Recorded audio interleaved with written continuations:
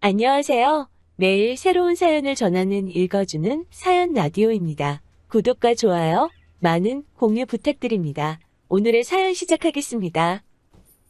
안녕하세요. 저는 올해로 35살이 되는 여자입니다. 결혼한 지는 올해로 4년 차가 되네요. 남편은 저보다 2살 연상이고요. 제가 어딜 가서 제 자신이 1등 신부감이라고 말하고 다닐 정도는 아닙니다. 그저 대한민국에 거주하는 다른 사람들과 여타 크게 다를 것 없는 평범한 30대의 여자이지요. 하지만 그렇다고 해서 제가 알아서 엎드려 기어다녀야 할 정도로 결혼을 엄청 잘한 것도 아닙니다. 저희 신랑의 이름만 들으면 다 알만한 대기업에 다니고 연봉도 보너스가 잘 나오면 1억 정도로 버는 해도 있지만 제가 결혼 이야기가 오고 갈 때쯤에 망설였던 이유가 몇 가지 있습니다.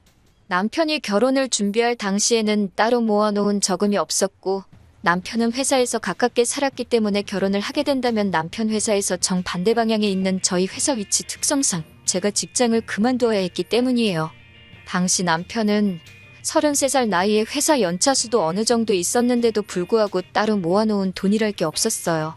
저는 그래도 그때까지 직장 생활하면서 모아놓은 돈이 6천 정도 되었거든요. 저는 당시 연봉이 2천 중반 정도로 얼마 되지 않는 연봉 알뜰살뜰하게 잘 모았다고 자부하지만 사실 31까지 시집 안 가고 돈 6천 모은 게 전부이고 그게 제가 알뜰하다는 증거는 되겠지만 자랑거리라고 하기엔 조금 무리가 있는 걸 너무나도 잘 알고 있었거든요. 회사도 솔직히 지금 다니는 회사가 익숙해서 그렇지 새 직장을 구한다면 비슷한 벌이로 남편 회사나 신혼집 근처에 구한다면 구할 수 있는 정도의 회사였습니다. 그래서 회사를 그만두는 건 겁이 나지 않았지만 남편이 그 나이 되도록 그 돈을 벌면서 모아놓은 돈이 하나도 없다는 게 이해가 가지를 않았어요. 그래서 남편에게 솔직하게 물었습니다. 어떻게 해서 모아놓은 돈이 하나도 없을 수가 있냐고요. 남편은 자기가 모아놓은 돈이 왜 없겠냐면서 자기 계좌 잔고를 보여주는데 솔직히 어이가 없었습니다. 남편 말처럼 남편이 저금이 아예 없는 건 아니었지만 모아놓은 게 돈이 700만 원이 전부였거든요. 그걸 누가 저금이라고 하냐고 그건 비상금으로 보는 게 맞지 않냐고 했더니 아무 말도 없이 가만히 있다가 결국 여지껏 돈 한 푼 모으지 못한 이유를 말해주더라고요.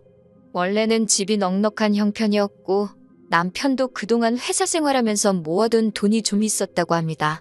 시부모님은 서울 근교 신도시의 시세 괜찮은 아파트 한 채 가지고 계시고요. 그런데 몇 년 전에 아버님께서 빚보증을 서게 되면서 담보로 잡혀있던 아파트가 넘어갈 상황이 되고 만 거예요. 급한 대로 그걸 여지껏 남편이 모은 돈으로 불을 껐다고 합니다.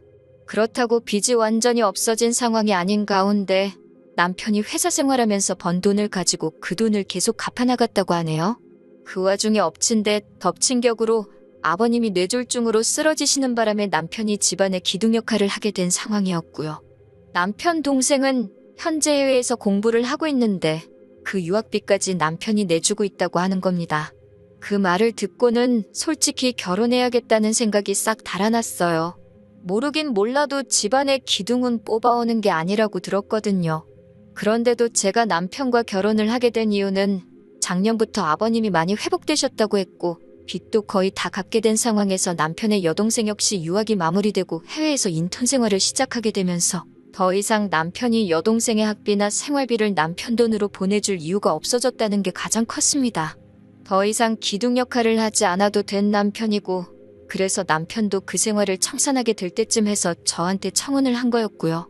시부모님을 처음 만난 자리에서도 남편에게 도움을 많이 받았다고 하시며 부모된 입장으로 면목이 없다고 하셨고 이젠 아버님께서 건강도 되찾으셨고 어머님이 일을 하기 시작했으니 더 이상 도움받을 일이 없을 거라 하셨습니다. 남편 여동생은 해외에 있어서 전화통화로밖에 이야기를 나누지 못했지만 정말 제 여동생 삼고 싶을 정도로 부침성 좋고 그동안 남편 덕분에 힘든 순간 다 이겨냈다면서 앞으로는 오빠한테 빚진 거 갚아나간다는 생각으로 살 거라고 해줬어요. 말씀드렸다시피 당장 모아놓은 돈은 없지만 남편 연봉 정도면 시작할 때야 돈이 없다 뿐이지 빠르면 10년이면 투자가치 좋은 곳에 아파트 하나 해놓고 노후 걱정 일찍 끝내고 잘 살 수 있겠다는 생각이 들었어요. 저도 당장 일자리를 새로 구하긴 해야겠지만 얼마 안 되는 제 월급이라도 보탠다면 행복하게 살 수 있지 않을까 하는 생각에 결혼을 결심하게 되었습니다. 집안의 기둥 역할 끝났다는 말에 가족들이 남편을 걱정해주는 모습에 저는 당연히 앞으로는 꽃길만 걷게 될 줄 알았는데 제가 너무 순진했던 건지 아니면 멍청했던 건지 결국 일이 이렇게 되고 말았네요. 신혼집을 구하는 데 있어서는 솔직히 제가 모은 돈만으로 남편 회사 근처로 전셋집을 구한다는 건 택도 없는 이야기였습니다. 집값이 워낙에 높은 곳이다 보니 아무리 전세라고 할지라도 전세보증금이 웬만한 동네 집 한 채가 만큼 나오더라고요. 그러던 와중에 시부모님께서 제안을 해오셨어요. 어차피 집이 넘어가는 거 막아놓은 돈이 아들 돈이 아니겠냐고. 지금이야 당신들 명의로 되어 있지만 자기들 갈 때 되면 신우 손에 돌아가는 거 하나 없이 오롯이 남편이 물려받게 해주신답니다. 신우도 오빠한테 은혜 갚으며 산다고 했으니 당연히 반대를 하지 않을 거람 확신이 있었고 시부모님 말 맞다나 은행에 넘어갈 뻔한 거 남편이 모은 돈 다 털어서 막은 건데 전부 상속받는 건 당연하다는 생각이었어요. 다만 어차피 물려주실 생각이라면 차라리 저희가 전세보증금 때문에 이렇게 허덕이고 있는 상황인데 차라리 이 집을 팔고 어머님 아버님 적당한 곳 구해서 들어가고 저와 남편도 적당한 곳 전세로 구하던지 자가로 구하던지 해서 비싼 아파트 손에 쥐고 있기보다 당장 더 좋은 선택을 하는 게 좋다고 생각했습니다. 하지만 시모의 생각은 달랐어요. 집이 30평대 아파트에 남는 방도 있고 화장실도 2개이니 그냥 이 집에서 같이 살면 어떻겠냐 하시는 겁니다. 말이 같이 살자는 거지. 솔직히 저는 제 방법이 옳다고 생각하는데 이건 그냥 시집살이 하라는 거나 마찬가지라 생각해서 거절했어요. 남편은 쩔쩔매면서 그냥 이 집에서 돈 모아 나갈 때까지는 불편하더라도 제가 참으라고 하는데 불편한 걸 제가 참으면서까지 있을 필요는 없다고 생각했어요. 그리고 남편한테는 불편한 건 당신이 참으라고 하고 남편이 지하철로 출퇴근을 하는 거리가 늘기는 했지만 모아놓은 돈으로 구할 수 있는 전세집 찾아다가 거기에다가 신혼살림을 차렸습니다. 시어머니께서는 자기 제안을 거절한 제게 불만이 있으셨을 거예요. 당장 시부모님이 저를 안 좋게 생각하신다 하더라도 저는 언젠가 저희 이런 생각에 남편도 시부모님도 고맙다고 할 날이 올 거라 믿어 의심치 않았습니다. 그런데 저희 예상과는 반대로 이때부터 시어머니는 이런 저의 거절의 고마움보다는 어떻게든 고집센 며느리를 꺾어놓고 부려먹어야겠다는 생각을 하셨나 봐요. 결혼 후 몇 개월 지나지 않아서입니다. 지역을 옮겨가면서 제가 다니던 회사를 그만두게 되더라도 인수인계 등 마무리를 잘 짓고 나오기 위해 왕복으로 3시간이 넘게 걸리는 거리였지만 저는 계속해서 다니던 회사를 나가고 있었어요. 그 와중에도 신혼집 근처에서 새로 일자리를 구하겠다고 백방으로 알아보고 있는 상황이었고요. 지하철을 타고 한참을 퇴근을 하고 있는데 시어머니한테서 전화가 왔습니다. 시댁에 들르라고 하시네요. 무슨 일로 부르시냐 물었는데 오면 안다고 하시면서 대답을 안 해주셨어요. 시댁 가는 게 어려운 건 아니지만 저는 이미 퇴근길이기도 하고 지하철로 이동해야 하기 때문에 안 그래도 2시간 가까이 걸리는 퇴근길에 시댁에 들려야 한다니 썩 달갑지 않았습니다. 지하철로선이 겹치는 곳이 없어서 한 번 더 빙 돌아가는 구조였기 때문이에요. 시댁까지 들린다면 퇴근길에 지하철을 3번, 4번을 갈아타야 하는 게 번거로운 것도 있지만 다음날 출근하는데도 지장을 주겠다 싶었거든요. 그래서 급한 일 아니면 남편이 퇴근하면 저보다 일찍 집에 올 테니 남편을 부르라고 했어요. 그런데 팔은 안으로 굽는다고 우리 아들 힘들게 일하고 왔는데 어떻게 오라가라 하냐고 저보고 오라고 하시는 겁니다. 저도 똑같이 일하고 오는 길이고 남편 출퇴근 편하게 하라고 제가 이렇게 고생하고 있는 상황인데 당신 아들이 하는 건 고생이고 제 고생은 고생도 아닌가 싶어서 서운했어요. 저도 일을 하고 오는 길이라고 저도 엄청 피곤하다고 말씀드렸어요. 결혼 전에는 한 번도 꺼낸 적 없던 말인데 결국 벌이를 가지고 뭐라 하시더군요. 내 아들이 얼마를 버는데 피곤하다는 말이 나오냐고 하면서 제가 버는 돈은 돈도 아니라는 듯이 말이죠. 그 말을 들으니 더욱 더 퇴근길에 돌아가면서까지 시댁에 들러야 할 이유를 못 느꼈어요. 그래서 퇴근하고 나서 들르겠다고 대답만 하고 전화를 그냥 끊어버렸습니다. 그리고 그냥 집으로 돌아갔어요. 퇴근은 저보다 늦을 때가 많지만 오며 가며 거리가 저보다 짧아서 그런지 남편은 벌써 집에 와서 집안일을 하고 있더라고요. 그나마 남편이 저한테 잘했기 때문에 시부모님이 저한테 그렇게 행동하셨던 화가 많이 누그러졌어요. 그래도 시댁에 가겠다고 대답을 드렸으니 안 갈 수가 없는 상황이었지요.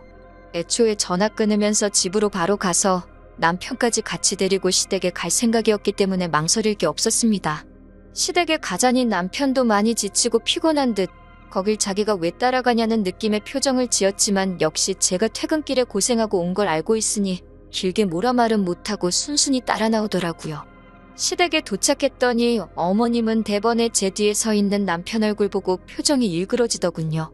무슨 말을 하려고 부르셨나 싶었는데 어쨌든 그 귀한 아들이 따라왔으니 식사부터 챙겨줘야겠다고 생각했는지 부엌에서 이것저것 음식을 시작하셨어요. 남편 앞으로 고기 반찬들이 다 가 있었지만 그게 그렇게 열이 받을 정도는 아니었어요. 제가 팔만 뻗으면 다 닿는 위치였으니까요. 그런데 진짜 열받는 건 식사가 끝나고 시어머니가 저를 찾은 원래 이유를 늘어놓기 시작했을 때부터입니다. 아버님이 많이 나아지기는 하셨다지만 뇌졸중 후유증 때문에 많이 고생을 하고 계셨거든요. 몸 반쪽이 굳어버리셔서 하루 종일 거의 누워만 계시고 어머님께서 정해진 시간마다 한 번씩 관절이 굳지 않게 스트레칭을 해주시고 계셨다 합니다. 그런데 그게 이제 힘에 부치신다며 그걸 이제 제가 하라고 하는 말씀이셨어요. 스트레칭은 보통 저녁 10시쯤에 하고 있으니 제가 시간 맞춰서 집으로 퇴근하지 말고 시댁으로 오라고 하시는 거죠. 솔직히 어이가 없는 걸 떠나서 어머님이 제정신으로 저한테 저러시는가 싶었어요. 그걸 제가 왜 하느냐고 따져 물었죠. 막말로 시부모님이 남편 부모님이라 시부모님이지 당시에는 평생 남으로 지내온 사람이나 마찬가지잖아요. 그런데 저한테 딸한테 부탁해도 하기 힘든 부탁을 하시니 조금 어이가 없었습니다. 스트레칭만 해드리면 되는 거면 간병인을 쓰면 되는 일 아니냐고 했더니 저보고 그 돈을 내줄 거냐입니다. 그 돈은 당연히 못 내드린다 하니 그러면 어머님이 지금 버는 돈 가지고 간병인 월급 주고 나면 뭐가 남냐고 하면서 저희 보고 당신 생활비를 줄 것이냐 따지시더군요. 제 월급도 얼마 되지도 않으니 남편이 벌어다 주는 돈이 네 월급이다 생각하고 저보고 시아버지 병수발을 들라고 하시는 겁니다. 하루 종일 시댁 와서 막일하라는 것도 아니고 저녁에 와서 스트레칭 하는 것만 도와주면 되는데 그게 뭐가 어렵냐고 하시는 거예요.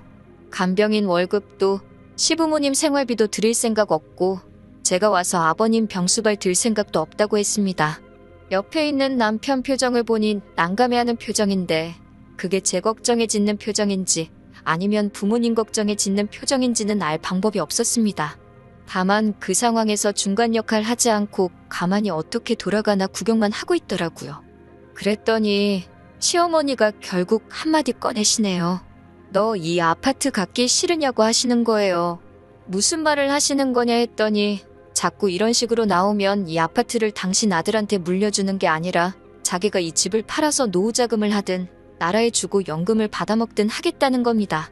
유산을 핑계로 거의 반협박이나 다름이 없었죠. 그런데 생각해보니 제가 손해볼 것도 없겠더라고요. 100세 시대라고 하는데 어머님 아버님 앞으로 30년은 너끈하실 테고 제 연봉에 어디 가서 자랑할 만한 금액이 아닌 건 알지만 30년 모으면 이 아파트 한 채 정도는 못 살 돈도 아니었으니까요. 그리고 애초에 남편이 아니었으면 은행에 넘어갔어야 할 집인데 그걸 가지고 주네 안 주네 하시면서 저를 부려먹을 생각을 하시니 앞으로 이걸 가지고 몇 년을 더 울고 먹으실 바에 필요 없다고 못을 박는 게 나을 것 같아서 집을 팔아서 간병인을 구하시든 알아서 지지고 볶으시라고 강하게 한마디 하고 나왔습니다. 집에 오는 길에 남편은 제 눈치를 보면서도 말을 아끼고 있었는데 대충 이야기를 나눠보니 그 집을 상속 못 받게 돼도 상관이 없냐고 하면서 자기 평생 번 돈이 들어간 집이다 마찬가지라며 아쉽지 않냐고 하는 거예요.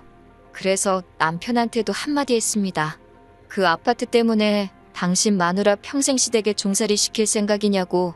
그렇게 그 아파트를 상속받아야겠으면 당신이 퇴근해서 시댁으로 가서 아버님 수발 들고 저녁에 집에 돌아오라고 했어요. 그 집에 있어서 보증 잘못 선 것도 당신 돈 들여서 갚은 것도 다 날 위해 한 거 하나도 없지 않냐고.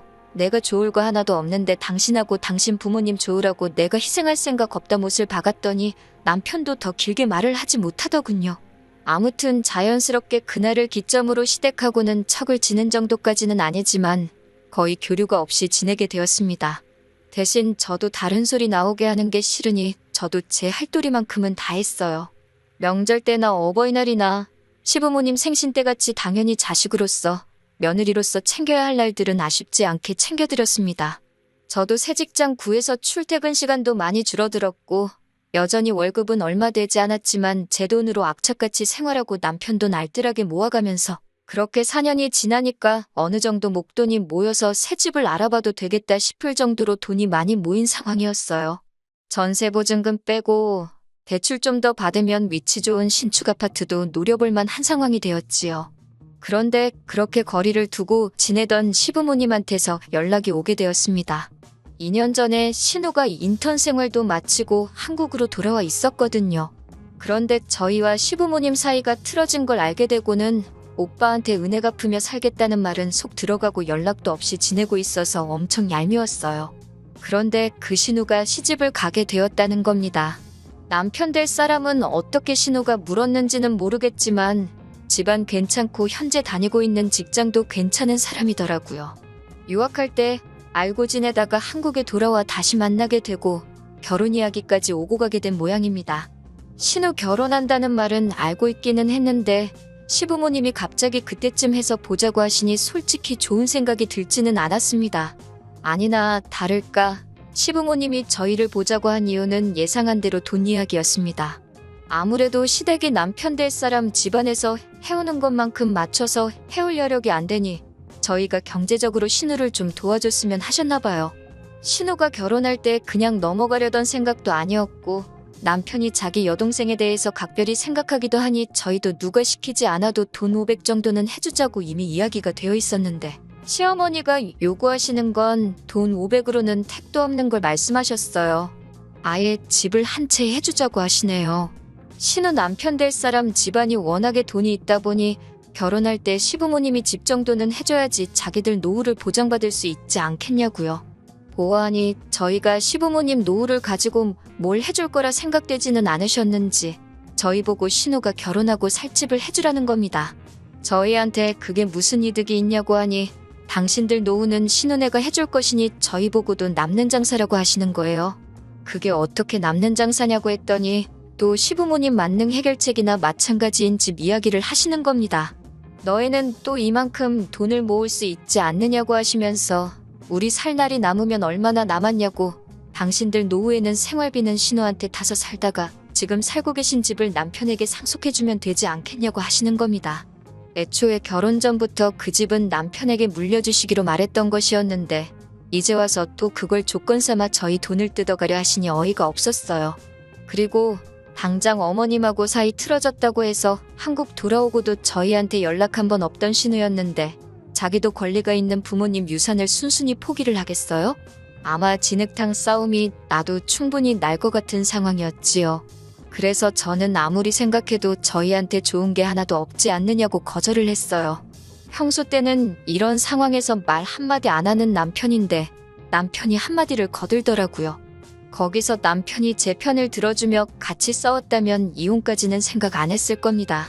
그런데 남편은 시어머니 말이 틀린 게 없다면서 저보고 다시 생각해보면 안 되겠냐는 거예요. 당장만 봤을 때도 엄청 손해보는 장사이지만 저희가 시부모님 집을 상속받았을 때 신우가 가만히 있을 거라는 보장이 있냐고 따지니 남편이 그러면 지금부터라도 우리가 시부모님을 모시고 살면 되는 일 아니겠냐고 하는 겁니다. 생활비는 신우가 주고 시부모님 모시고 사는 걸 우리가 하고 있으면 되는 거라고. 그렇게 되면 신우가 살 집을 우리가 해주는 거나 마찬가지고 신우도 생각이 있으면 그 돈을 탐내지 않을 거라고 하는 거예요. 4년 생고생해가며 집 살 돈 만들어놨더니 그 돈으로 신우 집 사주고 10월들 시어머니와 거동불편하신 시아버지를 모시고 살자고 하니 어이가 없었습니다. 기둥도 이런 기둥이 또 없고 효자도 이런 효자가 또 없었네요. 집안의 기둥 노릇 다 끝났다는 말 믿고 결혼했더니 알고 보니 당장 본인이 기둥 노릇을 그만둘 생각이 없는데 그럴싸한 상황만 만들어 놓고 나를 속였다는 생각이 들었어요. 그래서 이혼했습니다. 이 경우 조금만 더 고생하고 아이를 갖자고 계획하고 죽자고 열심히 일하며 돈을 모았던 게 오히려 저한테는 전화위복이 되었네요. 그나마 다행인 건 제 월급이 남편에 비해 많이 적은 편이기는 했지만 전세 보증금이 전부 다 제 명의로 되어 있었다는 점과 공동의 재산 증식에 제가 기여한 바를 인정받아 여태껏 모은 돈의 절반은 아니지만 꽤 많은 부분을 분할받을 수 있었어요. 거기에 부모 봉양을 강요했던 게 귀책 사유로 인정받을 수 있어서 모자란 부분은 위자료 청구를 해서 뜯어올 수 있었네요. 모아놓은 돈 빼앗기고 당장 신우 시집 보내주려던 돈도 못 해주게 되니 아쉬웠는지 그제 와서 이혼은 없던 일로 하면 안 되겠냐고 하고 시부모님도 그냥 이제 당신들 집 팔아서 작은 집 구해 살 테니까 용서해달라 제 다리를 붙잡았지만 이미 찍어 먹어봐서 똥인 걸 아는데 그걸 구태여 한 번 더 먹어보는 사람이 어디 있겠어요? 미안하지만 일 없다고 말하고 4년 결혼 생활의 종지부를 찍어줬습니다. 다른 건 몰라도 이제 그 집구석과 얽힐 일이 없으니 속 하나만큼은 후련하네요. 요즘 이혼한 거 흠으로 치는 사람이 어딨냐고 하는데 그거야 남의 일이지 이혼한 제 입장에서는 사실 무거운 꼬리표이기는 합니다. 어디 가서 자랑할 만큼 떳떳한 일도 아니고요. 하지만 이제 와서 제가 어떻게 할 수 없는 일이기도 하니 지나간 일을 후회할 바에 앞으로 제가 더 잘되기 위한 방법을 찾는 게 저에게도 더 좋은 일이고 욕심부리다가 저 같은 좋은 아내, 좋은 며느리 놓치게 된 그 집구석에 해줄 수 있는 최고의 복수가 아닐까 싶습니다. 긴 이야기 들어주셔서 감사합니다. 오늘의 사연은 여기까지입니다. 구독과 좋아요, 알람 설정해주시면 앞으로 더 좋은 사연으로 찾아오겠습니다. 감사합니다. 안녕하세요. 매일 새로운 사연을 전하는 읽어주는 사연 라디오입니다. 구독과 좋아요, 많은 공유 부탁드립니다. 오늘의 사연 시작하겠습니다. 얼마 전 이혼한 30대 중반 여자입니다. 무슨 기대로 이렇게 시간만 낭비했는지 정말 후회만 남네요. 남편이랑 결혼하기 전에 장거리 연애를 한 적이 있습니다. 남편이 다니던 회사에서 지사를 내는데 본사 직원 중에 한 명이 직원 교육이면 뭐 여러 가지 해줘야 할 게 있었어요. 그런데 마침 그 회사가 남편 고향에서도 심지어 시부모님 댁에서도 10분 거리도 되지 않아서 남편은 원하지 않았지만 한동안 지방생활하면서 장거리 연애를 했어야 했던 적이 있습니다. 그때 저도 고생을 했지만 워낙 남편이 잘해줬기도 하고 시어머니도 다른 건 몰라도 그때만큼은 저에게 따뜻하게 대해주셨어요. 그래서 결혼을 결심하기도 했습니다. 아무래도 장거리 연애를 하면서 데이트를 하다 보니 한 달에 2-3번 보는 게 전부였지만 남편이 서울로 올라오거나 제가 내려갈 때면 무조건 1박을 하게 되었습니다. 그렇다고 저희가 무슨 호텔을 잡아서 그런 건 아니고 당시에 저나 남편이나 서로 부모님 집에서 신세를 지고 있었기에 결혼 이야기가 오고 간 사이는 아니지만 먼 길 오는 데만 해도 교통비를 써놓고 잠자는 것까지 돈을 내냐며 양가 부모님께서 각자 집에 빈 방을 내어주신 덕분에 돈을 많이 아낄 수 있었지요.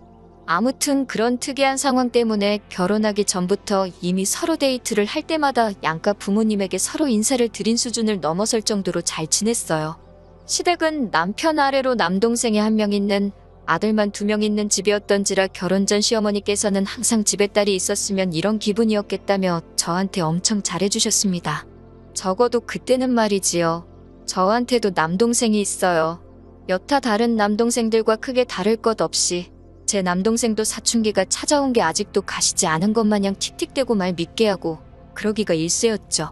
저랑 나이 차이도 많이 나는 편이다 보니 집에서 듬직하거나 믿음직스러운 부분이 하나도 없었는데 남편이 찾아올 때마다 집안에 무거운 거 옮겨가며 청소며 그런 걸 다 해주다 보니 친정어머니도 남편이 듬직하다고 좋아라 하셨고요.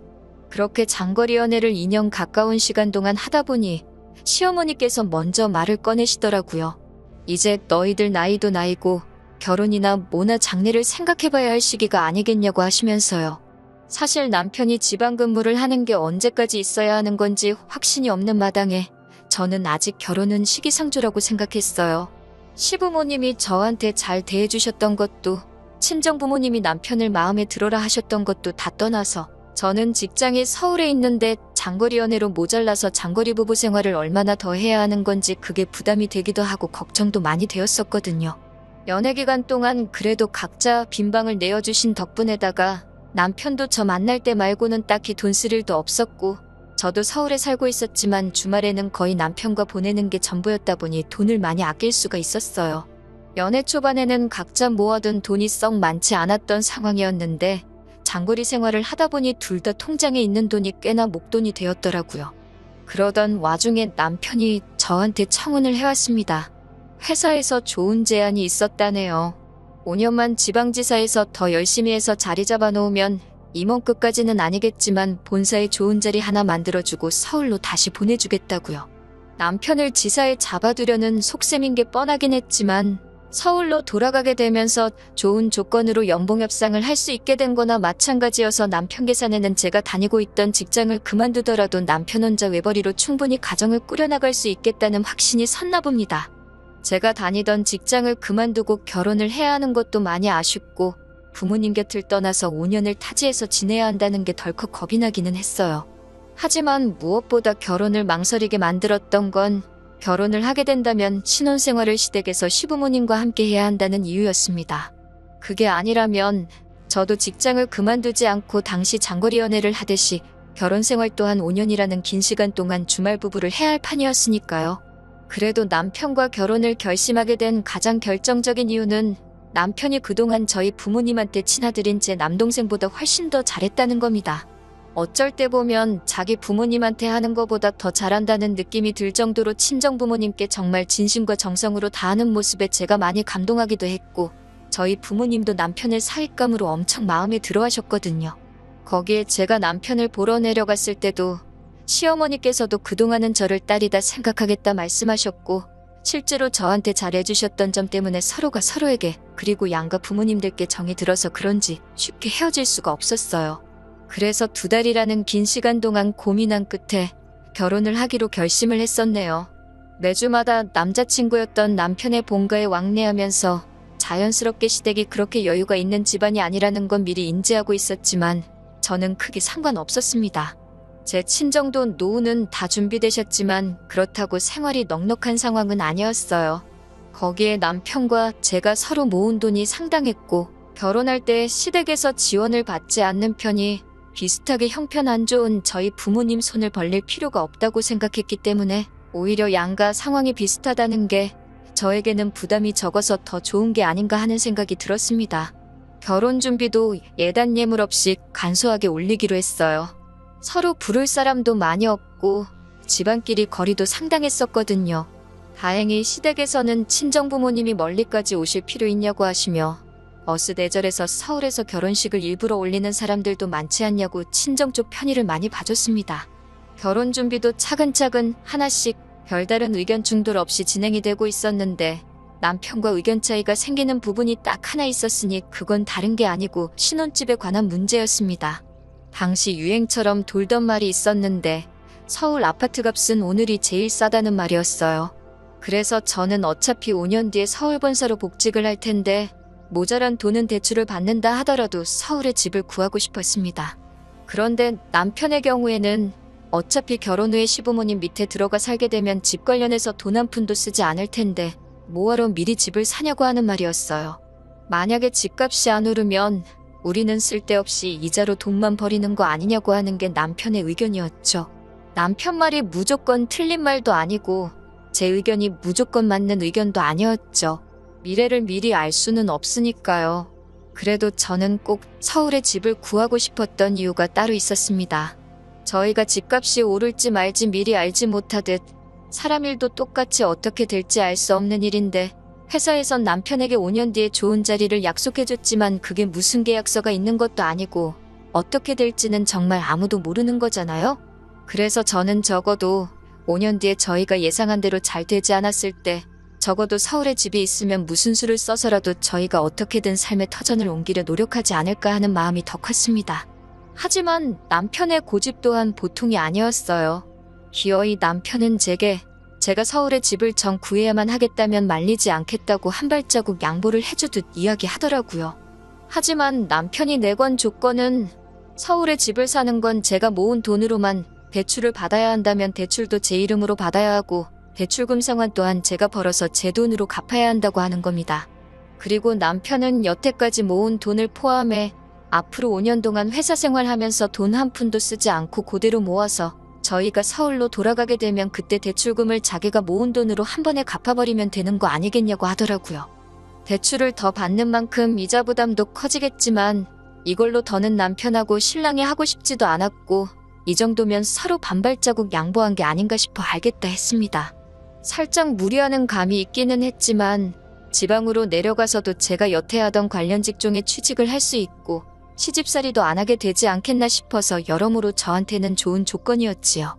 그래서 결혼 준비하면서 부동산도 백방으로 알아보다가 30년이나 된 복도식 구축 아파트이긴 했지만 정말 좋은 가격에 대출도 없이 아파트를 하나 구하게 되었습니다. 5년 뒤에 둘이 서울로 올라와서 살 집으로 삼기에는 조금 좁지는 않은가 하는 느낌이 들었지만 정말 좋은 가격에 사기도 했고 이 정도 돈이면 집값이 떨어져도 얼마나 떨어지겠나 싶었어요. 구축이다 보니 재개발 호재도 있었고 말이죠. 그런데 집을 계약하는 과정에 있어서 남편이 공동명의를 요구해 왔습니다. 공동명의하는 게 뭐가 어렵겠나 싶었는데 생각해보니 이 집에 남편 돈 들어간 거 한 푼도 없으니 지금 당장 집값이 반을 내놓으면 공동명의를 해주겠다 했어요. 어차피 5년 뒤에 주나 지금 주나 똑같은데 그러기는 또 싫었나 봅니다.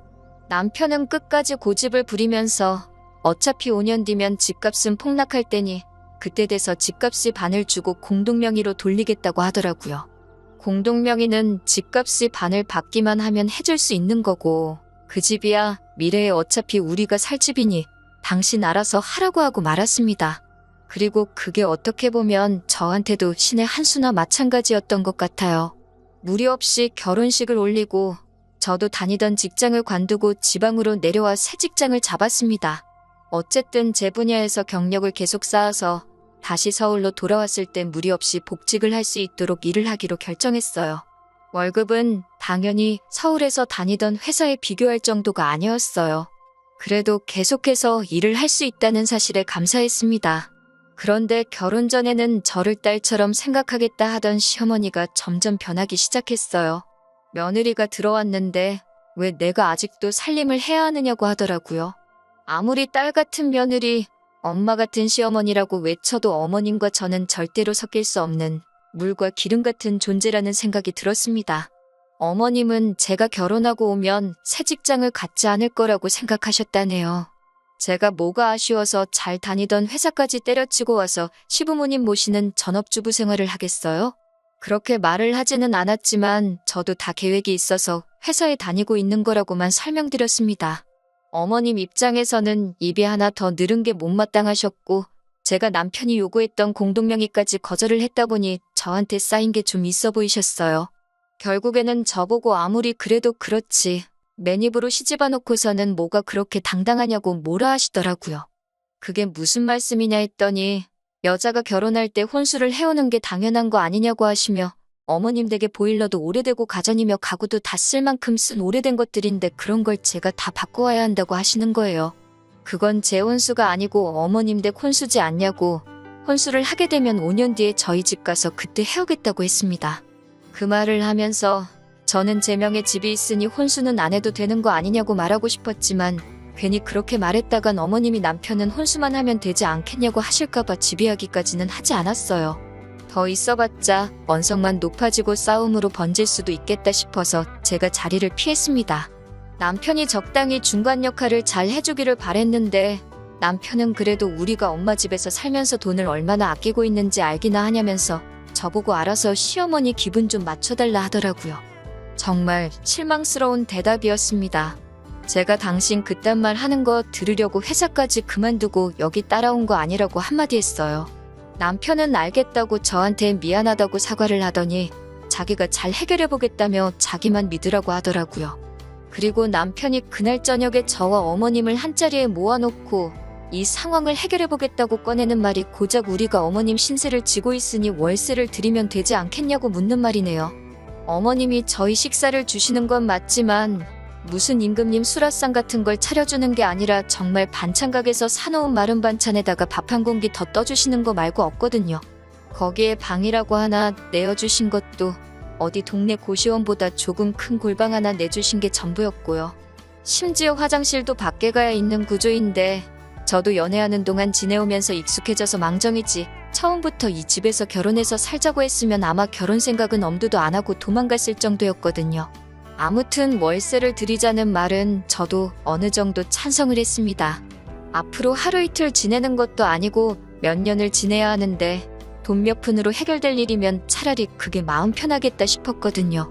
남편이 나름 중재를 잘해준 것 같아서 고맙기까지 했는데 방에서 드리자는 월세 금액을 들었을 때 어이가 없어서 주먹이 먼저 나갈 뻔했습니다. 달마다 200을 드리면 딱 좋겠다 하시는 거예요. 그 돈이면 솔직히 독립해 나가서 시내에 괜찮은 50평대 신축 아파트에서 월세를 살아도 충분히 살 돈이라고 미친 거 아니냐고 따졌어요.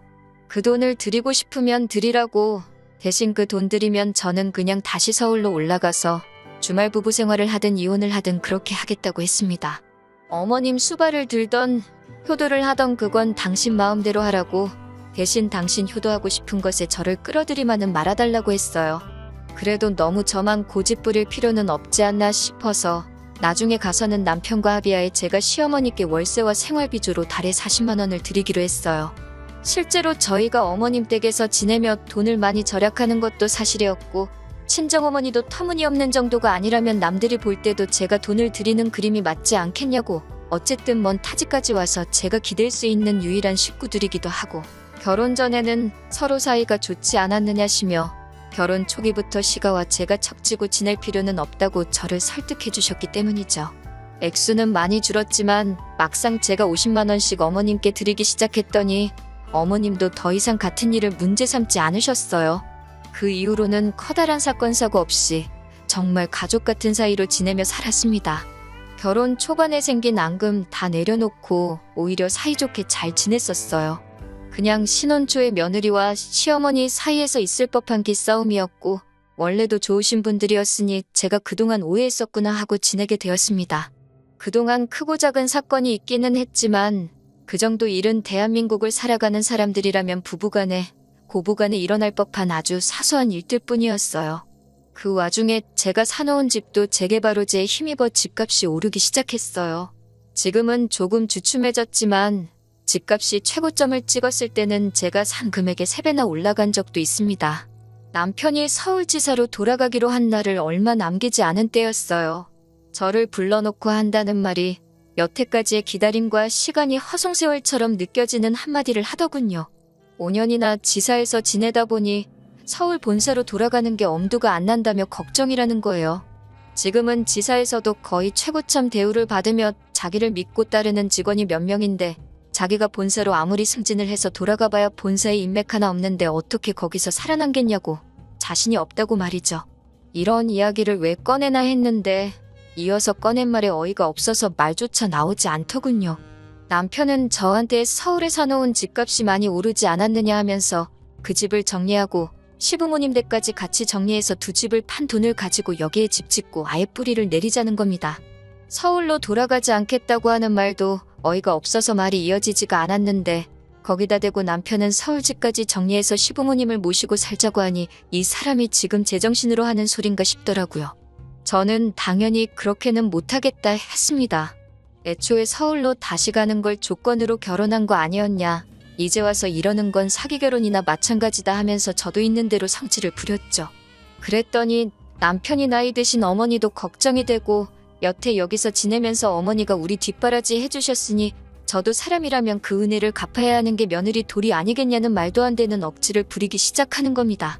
며느리 도리는 없는 형편에 달마다 40만 원씩 드리지 않았느냐, 솔직히 안 드려도 되는 돈이고 이깟 골방 하나로 달에 그 정도 받아가셨으면 어머님이 훨씬 이득을 본 거나 마찬가지다 했어요. 그래도 남편은 말도 안 되는 계산법을 들이대면서 그렇지 않다고 하면서 무조건 이제는 저희가 갚을 차례라고 어깃장을 부리더군요. 결혼 첫 해에 있었던 갈등을 제외하고는 결혼 생활 자체는 나름 재밌던 추억도 많고 좋았습니다만, 남편이 했던 말도 지키지 않고 저러고 있으니 더 길게 볼 이유가 없다는 생각이 들었어요. 그래서 남편에게 남을 테면 혼자 남고, 당신 어머니도 모시고 싶으면 혼자서 실컷 모시라 했습니다. 전에는 제가 이렇게 말하면 남편이 기겁을 하면서 숙이고 들어왔는데, 이번에는 제 생각이 그렇다면 그래야지 하면서 수긍을 하더군요. 그러면서 제가 서울에 사놓은 아파트 이야기를 하면서 재산 분할을 청구한다고 하는 겁니다. 남편은 익숙해진 지방지사에 그대로 머물면서 차라리 저와 이혼을 하고 제 집을 재산 분할받은 돈으로 시부모님 노후를 책임지겠다는 뜻이었죠. 계획 자체는 그럴싸해 보였지만 알아보려면 똑바로 알아봤어야지 항상 마무리가 부족했던 남편의 단점이 여기서 빛을 발하더군요. 남편은 계획대로 이혼 소송을 진행했습니다. 하지만 법원은 남편의 계획과는 다르게 저의 편을 들어줬어요. 어떻게 보면 당연한 일입니다. 제 명의로 가지고 있던 제 집은 남편하고 결혼하기 전에 이미 잔금까지 치르고 끝나버린 저희 집이었으니까요. 제가 그 재산을 형성하는 데 있어 남편이 기여한 바가 하나도 없기 때문에 남편은 그 집에 대한 어떠한 청구권도 가질 수 없었어요. 하지만 저는 달랐습니다. 저는 제가 남편을 따라 타지까지 내려가면서 시어머니 집에 얹혀 살며 남편과 맞벌이 생활을 하며 다달이 어머님께 월세를 주고 있던 사실을 인정받을 수 있었어요. 말인즉슨 남편이 여태껏 회사 생활하면서 모아왔던 월급에 대해 어머님께 월세를 드리고 있던 사실의 근거에 공동의 재산 증식을 위해 제가 기여한 부분이 있다는 걸 인정받게 되면서 남편이 모은 돈에 대한 재산 분할 청구권을 가질 수 있었다는 겁니다.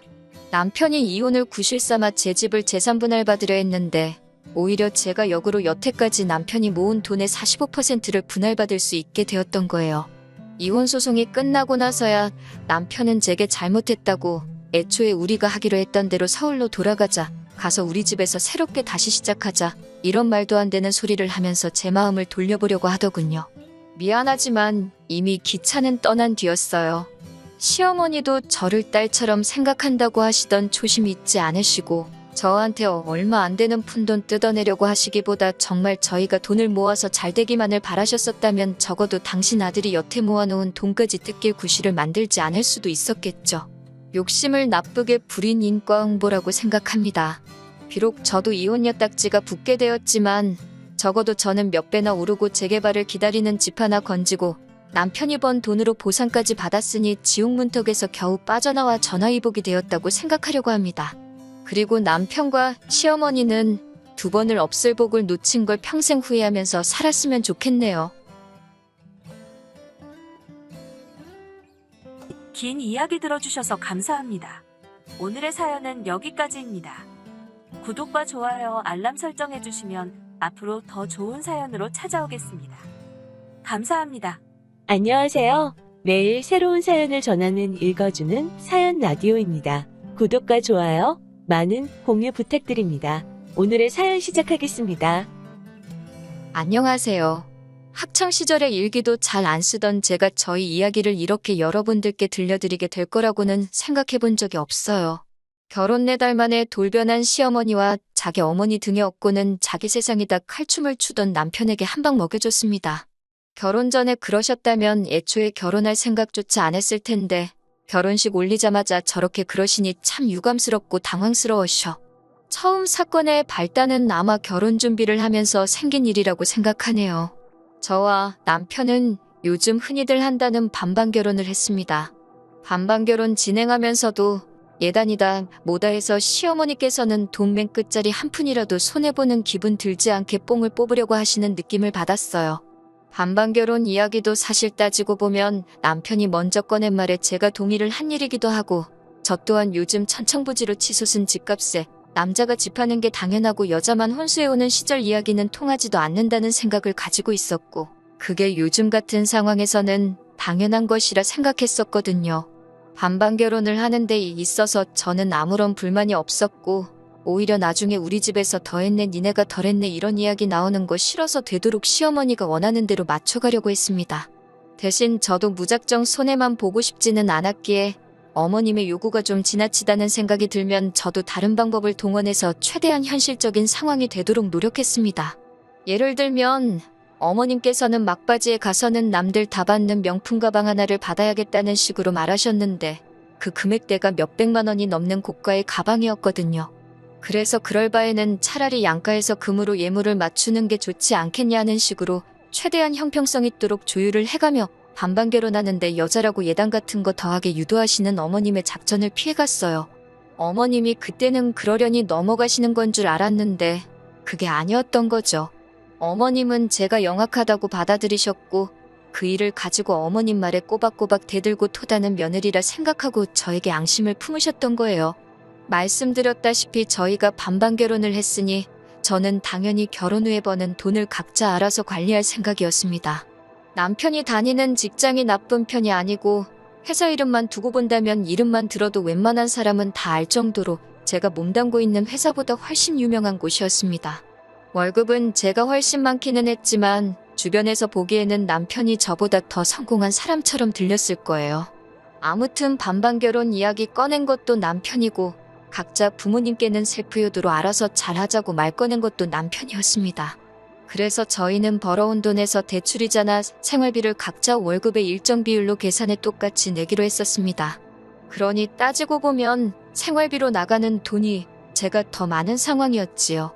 아무튼 제가 돈을 더 벌어오기는 하지만 집안일을 하는 게 거의 제가 주체가 돼서 했으니 장 보는 거나 공과금, 경조사비 관리 등등 여러 가지 이유 때문에 계산을 더 편하게 하기 위해서 웬만한 것들은 전부 다 제 계좌와 제 카드로 계산을 하게 되었습니다. 그러는 편이 나중에 생활비와 제가 따로 관리한 돈을 나누기 편했기 때문이에요. 그런데 이제 이걸 가지고 작은 사건이 하나 생기게 되었어요. 이게 결혼한 후로 딱 4달이 지난 시점이었고 그때는 바로 결혼하고 처음 맞는 어머님의 생신날이었습니다. 시어머니 용돈 한다고 남편이 봉투는 알아서 따로 챙기더군요. 저는 제 나름대로 몇 주 전부터 퇴근길에 백화점에 들르면서 선물을 고르고 골라 10만 원 상당의 선물을 고르게 되었습니다. 생신 당일날 남편이 예약해놓은 인당 10만 원이 넘는 꽤나 고급진 코스 요리 레스토랑에서 식사를 하게 되었습니다. 어머님은 싱글벙글 기분이 좋아 보이셨어요. 말씀드렸다시피 이날 전까지는 어머님이 저에게 직접적으로 저기를 보이신 적이 한 번도 없으셨거든요. 그런데 난데없이 제가 좀 나쁘게 들었을 수는 있지만 약간 비아냥대시는 말투로 며느리 덕분에 이런 것도 다 먹어본다면서 우리 아들이 힘들게 번 돈이 어쩌고 저쩌고 하시면서 결혼하고 맞는 시어머니 첫 생신인데 며느리가 밥상은 안 차리고 아들 돈으로 편하게 때우려고 한다는 식으로 말을 하시더라고요. 생신상 챙겨드리는 거야 어려운 일이 아닌데 솜씨 없는 제 음식 드시는 것보다 분위기 좋고 맛까지 좋은 레스토랑에서 식사가 더 좋겠다는 생각이 들기도 했고 이미 남편이 결혼 전부터 각자 부모님께 셀프유도 하자고 못을 박아놓은 상황인데 제가 나서서 어머님 생신이라고 미역국 끓이고 그럴 필요가 없다고 생각을 했었습니다. 그런데도 계속해서 제가 귀찮고 신경을 안 써서 남편 헛돈 쓰게 만들었다는 식으로 말씀을 하시니 저도 아무 말을 하지 않고 있을 수가 없어서 한마디 꺼냈습니다. 남편이 결혼 전부터 각자 부모님은 각자가 챙기자고 강조해왔고 이 식사도 제 덕분에 드시는 게 아니라 남편이 어머님 생신 특별하게 보내기 위해서 몇 달 전부터 알아보고 힘들게 예약해서 드시는 거다 설명을 드렸죠. 정확한 사실관계를 알려드리고 싶었는데 어머님 눈치가 아주 귀신 같으시더라고요. 제 말을 딱 듣고 모든 상황을 단번에 파악해버리신 거예요. 봉투 따로 선물이 따로 있으니 어머님께서는 대번에 이 봉투는 아들이 준비한 거고 너는 고작이 향수 하나를 준비한 거냐? 뭐 이런 식으로 물어보셨어요. 달리 변명할 여지도 없고 숨길 이유도 없다고 생각해서 그렇다고 맞다고 대답했습니다. 그러니 어머님이 좋은 기분 유지하고 계신 것도 잠시였고 아주 입맛이 다 떨어졌다는 듯한 표정으로 아들 앞에서는 생긋생긋 웃으시면서도 곁눈질로 저를 째려보며 눈치를 주는 게 느껴졌습니다. 그리고 그 어머님의 생신날을 기점으로 어머님의 며느리 잡들이가 시작이 되었어요. 자랑은 아니지만 저는 제 수입에 자부심이 있습니다. 돈을 잘 벌기도 하고 저 또한 제 스스로가 돈 관리에 있어서는 철저한 사람이라고 생각합니다. 돈을 많이 벌고 반반 결혼했다고 각자 버는 돈 따로 관리하는데 찬성했지만 제가 제 맘대로 돈을 쓰고자 함이 아니었어요. 애초에 돈을 흥청망청 쓰는 타입도 아니고 제 주변 친구들이나 다른 사람들이 하는 것처럼 옷 같은데 투자한 적 없습니다. 옷도 적당한 브랜드 옷 위주로 입고 명품백 같은 건 대학교를 졸업한 이후부터는 단 한 개도 사모은 적이 없고 그나마 쓰는 게 피부관리라든지 운동같이 자기관리에 필요한 것들 뿐이에요. 저는 제 나름대로 제가 알뜰하고 현명하게 돈 관리를 하고 있다고 생각합니다. 그런데 시어머니가 생신을 기점으로 자꾸 부부가 돈 관리를 따로 하는 게 남이지 어떻게 부부냐고 하시며 이게 말이나 되냐면서 아무리 남편이 먼저 따로 돈 관리를 하자고 했어도 그걸 찬성한 데 있어서 저한테 무언가 꿍꿍이 속이 있을 거라고 하시더군요.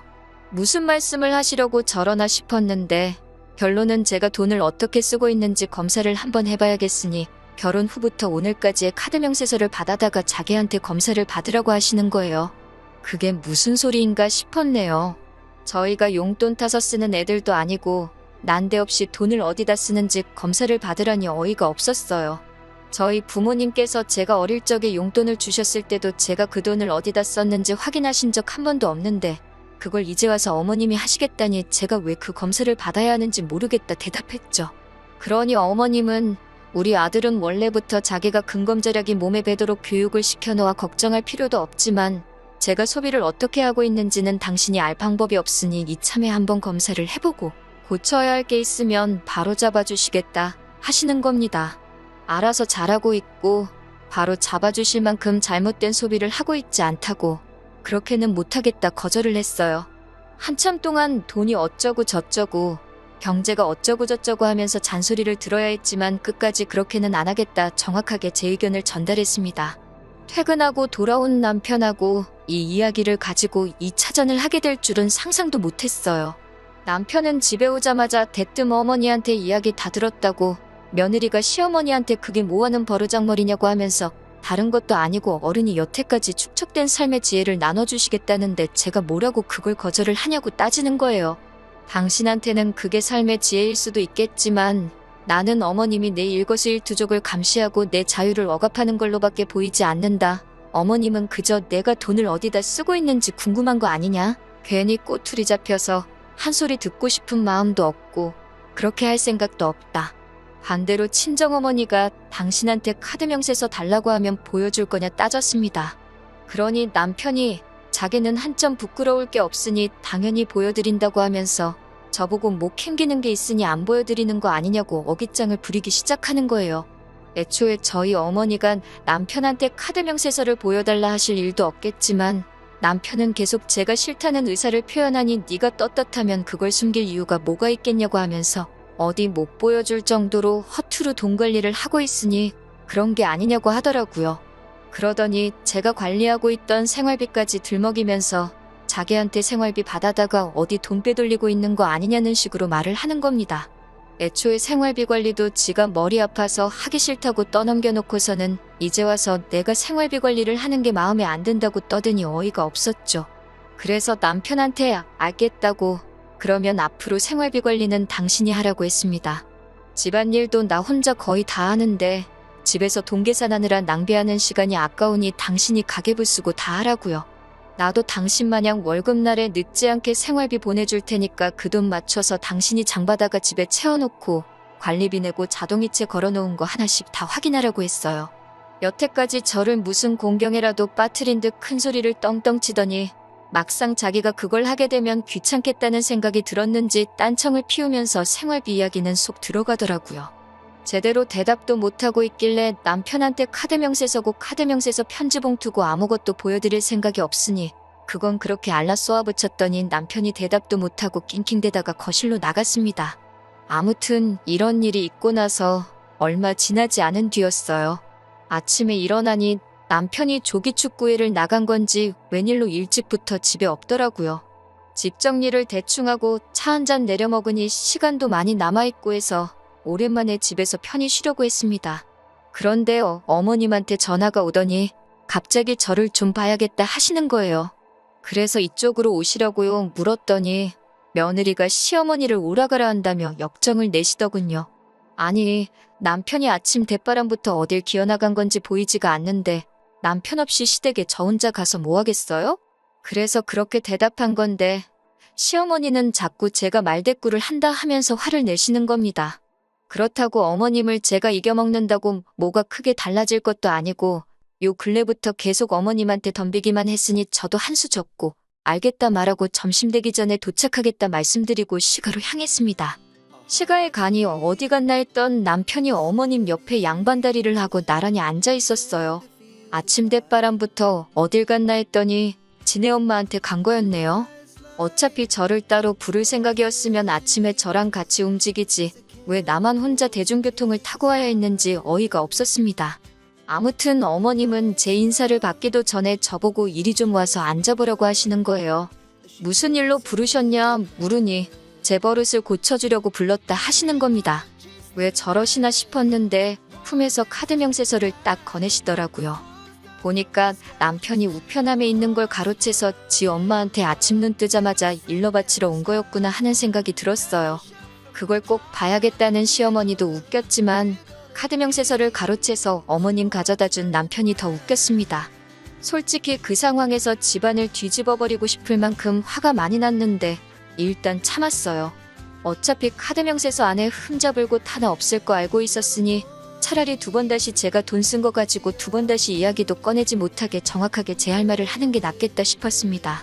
결제 내역을 보고 무슨 공부라도 한 건지 명세서 곳곳에 동그라미가 쳐져 있고 뭐라 메모가 써 있더군요. 마땅히 건드릴 말이 없으니 마트에서 장 본 거 가지고 말을 꺼내시더라고요. 둘이서 먹는데 무슨 장 보는데 돈을 그렇게 많이 쓰냐고 하면서 혹시 마트에서 몰래 한우 같은 걸 사가지고 친정에 보내주고 있는 게 아니냐고 하는 겁니다. 남편이 자기 차를 애지중지해서 여자인 제가 차를 끌면 차 어디서 긁어올 수도 있다고 운전대도 못 잡게 하거든요. 그래서 장 보러 갈 때는 항상 남편과 함께 갑니다. 장 보는데 돈이 많이 나오는 건 미리 조리된 튀김 같은 거 먹고 싶다. 튀김에는 맥주를 마셔야지 않겠냐. 고기 구워 먹고 싶다 하면서 쓸데없는 거 하나씩 더 담는 아드님 덕분에 그런 거라고? 애초에 친정은 지방에 있는데 제가 뭐하러 신선식품을 사서 빼돌리겠냐고. 생활비 관리 차원에서 마트에서 그동안 장본 영수증을 다 가지고 있는데 원하시면 보여드리겠다 했죠. 장본 걸 가지고 트집을 못 잡겠다 싶으니 이제는 백화점으로 찍힌 걸 가지고 뭐라 하시는데 하나는 어머님 생신 때 선물 산 거고 나머지 두 개는 계절 바뀌면서 옷 두 벌 산 거라고 말씀드렸습니다. 제가 무슨 옷을 한 번 입고 새 옷을 사는 것도 아니고 계절 바뀌면서 두 벌 산 게 큰 문제가 되나 싶었죠. 그런데 어머님이 며느리가 시어머니보다 좋은 옷을 사 입을 수가 있느냐고 뭐라고 하시는 거예요. 치장하는데 쓰는 돈은 여자인 저보단 남편이 더 많이 쓰고 있는 상황이고 어머님 논리대로라면 시장에서 파는 옷 대충 싸서 입고 지내시는 친정아버지보다 남편이 훨씬 좋은 옷을 더 입고 다니고 있는 것부터 지적해야 할 일이고 남편은 심지어 결혼하면서 지대학 동기 누구는 차를 뭐를 타고 다니네 하면서 남 보는 눈 부끄럽지 않고 싶다며 팔자에도 없는 외제차를 끌고 다니고 있었거든요. 더 들어봤자 제가 카드로 커피 한두 잔 사 마신 것까지 문제 삼으실 것 같아서 제가 나서서 한마디 했습니다. 돈 아끼는 거 누가 좋은 줄 모르냐고. 남편이 차값으로 달달이 내고 있는 돈이며 술값으로 나가는 돈부터 뭐라고 하시는 게 맞지 않냐. 저의 버릇을 고치기 전에 어머님 아들부터 교육을 다시 시키셔야 하는 거 아니냐 말씀드렸어요. 어머님이고 남편이고 둘 다 아무 말도 못하더군요. 각자 돈 알아서 관리하자고 꺼낸 것도 남편인데 이렇게까지 나오시니 어머님 말씀대로 하겠다고 말하고 앞으로 돈을 아껴 쓰겠다고 한 수 져주는 척 했어요. 아무 말도 못하고 난처해 하시다가 제가 어머님 뜻대로 하겠다고 하시니 어머님 표정이 다시 밝아지시더라고요. 그래서 저도 이어서 앞으로 반반 생활 청산하고 남편 월급은 앞으로 제가 관리하겠다. 그리고 가계부를 정확하게 적어서 한 달에 한 번씩 어머님께 보여드리겠다 했어요. 그러니 어머님이 갑자기 당황한 표정으로 왜 그게 그렇게 되는 거냐 하시는 거예요. 그래서 당연한 것 아니냐고. 누가 봐도 남편보다 제가 더 돈을 알뜰하게 관리하는 것 같으니 어머님이 원하는 대로 돈을 아끼기 위해 그렇게 하려는 거라 대답했죠. 앞으로 남들이 하는 것처럼 용돈 드리는 것도 명절 2번과 생신날, 어버이날만 챙기겠다고 했습니다. 액수도 친정씨가 할 것 없이 인당 10만 원으로 통일을 하고 남편과 저도 교통비를 제외하고 한 달 용돈은 20만 원으로 정해놓겠다고 했어요. 식비도 끼니당 3천 원이 넘지 않게 만들고 혹시나 식비 예산을 초과하면 맨밥에 간장 찍어 먹어서라도 그 돈을 맞추겠다고 했습니다. 제가 돈 아낄 줄 몰라서 그동안 남편이 자유롭게 돈 쓰고 다니는 건 내버려둔 게 아니라고 했죠. 모르긴 몰라도 남편이 어머님께 용돈식으로 보내주는 돈도 액수가 꽤 될 거라 생각했는데 어머님 반응을 보니 그게 진짜였구나 하는 확신이 들더군요. 오히려 제가 어머님 말을 듣고 뉘우치는 척하면서 저렇게 나오니 시어머니도 승산이 없다고 생각했는지 바로 꼬리를 내리시고는 그렇게까지 자린고비처럼 살라고 하는 말이 아니라 앞으로 돈을 더 계획적으로 사용했으면 싶어서 그러신 거라고. 앞으로 잘하면 되는 거 아니겠냐고 상황을 정리하려고 하시더라고요. 그때 저도 알겠다고 하고 그냥 끝내도 좋았겠지만 막상 그렇게 끝내자니 썽에 차지가 않더라고요. 아니에요, 어머님 하면서 어머님이 몸소 근검절약에 대해서 가르침을 주시는데 제가 어떻게 그냥 넘어가겠냐고 말하고 마트에서 장 보는 것도 아끼고 어머님보다 좋은 옷 사 입을 생각 없으니 지금 있는 옷들이 다 달아해질 때까지 일단 입어보겠다고 했습니다. 그러면서 저도 이렇게 노력을 하는데 남편 또한 달마다 쓸데없이 나가는 돈이 많은 것 같으니 남편 것도 같이 정리하겠다고 했어요. 그중에 제일 쓸데없이 돈을 많이 먹는 게 외제차인 것 같다고 남편 차는 국산 준중형차나 경차로 바꾸는 게 더 경제적이지 않겠냐고 한마디 했어요. 남들도 다 타고 다니는데 남편이라고 못할 이유가 없다고요. 어머님도 여태 저를 교육하겠다고 꺼낸 말이 있으니 괜찮다고 했다가는 또 남편 월급 관리를 하겠다고 나올까봐 우려가 되신 건지 그러면 그렇게 하자고 엉겁결에 대답을 하셨네요.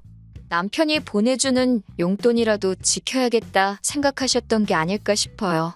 저도 어쨌든 어머님이 꺼낸 말에 맞춰서 새 옷 사입는 일은 없어지고 말았지만 살을 내주고 뼈를 취했다는 생각을 하니 별로 아깝다는 생각도 들지 않았네요.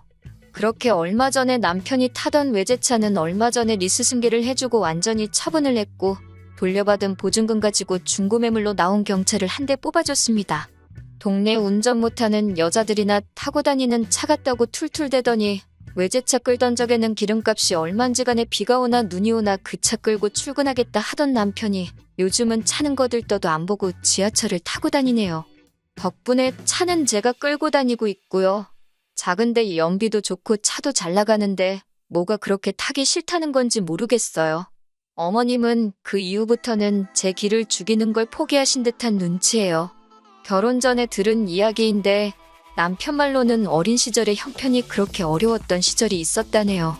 그때 어머님이 알뜰살뜰 아끼고 모아서 지금 살고 계신 아파트를 자가로 소유하게 되신 거다. 인간승리다 뭐 이런 식으로 이야기를 하셨는데 막상 제가 어머님이 하셨던 것처럼 돈을 그렇게 아낀다고 나오니 당신 모습을 저에게서 보셨나 봐요.